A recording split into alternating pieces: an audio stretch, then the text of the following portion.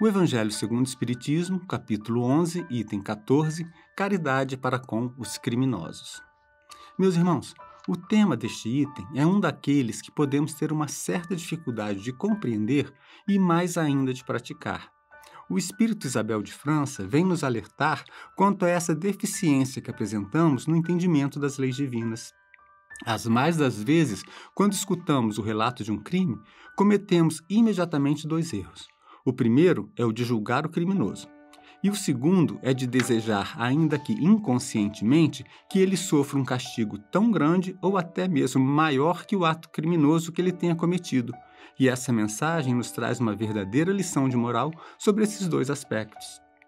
Ela nos diz que jamais devemos julgar o criminoso, porque só nos é lícito o julgamento de nossas próprias ações, pois aquele que julga está se supondo superior ao infrator. E nós não sabemos as condições do outro, o seu grau de entendimento, a evolução espiritual daquele que comete o crime. Precisamos perceber que, como espíritos imperfeitos que somos, também estamos sujeitos a incorrer nos mesmos delitos que condenamos nos outros, se é que já não os praticamos anteriormente em nossas encarnações passadas.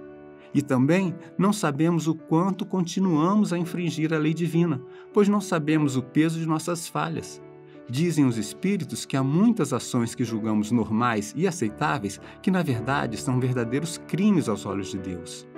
E esse nosso desejo de vingança, ou de ver aplicada a lei de Talião, olho por olho e dente por dente, somente atesta a nossa pouca evolução espiritual, porque é certo que devemos reprovar o crime, mas devemos ver o criminoso como um enfermo espiritual, como um ser que não foi tocado pelo amor divino, ou alguém que no mundo não tenha conhecido o amor de familiares, não tenha tido amigos sinceros, alguém que tenha se deixado levar por seus sentimentos inferiores. Lembremos que a lei divina é inexorável. Ela não deixa impune nenhum crime, mas essa justiça é regida pelo amor, e ela faculta ao criminoso a possibilidade de reparar seus crimes e de se regenerar perante a própria consciência. E o primeiro passo para isso é o arrependimento pelas faltas cometidas. Assim, a caridade para com os criminosos pode ser praticada em preces feitas por eles, para que eles se rendam à voz da consciência e se arrependam de seus atos e tenham forças de buscar uma nova rota para suas existências. Essa é a lei da caridade.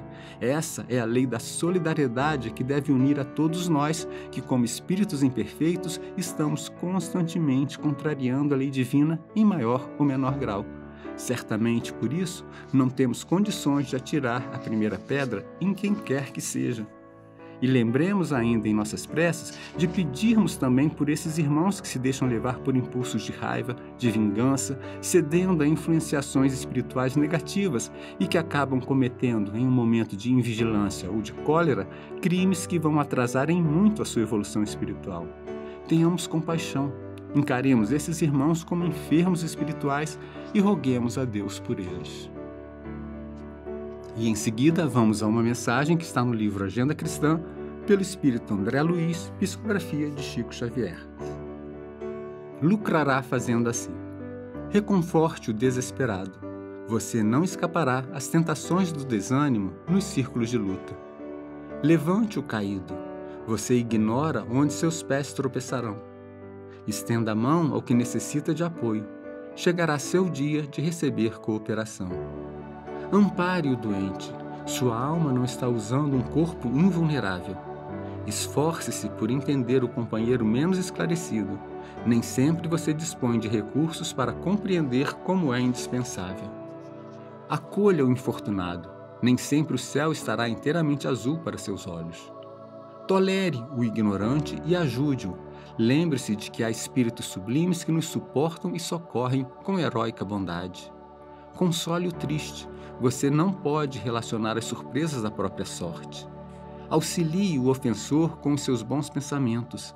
Ele nos ensina quão agressivos e desagradáveis somos ao ferir alguém. Seja benévolo para com os dependentes. Não se esqueça de que o próprio Cristo foi compelido a obedecer.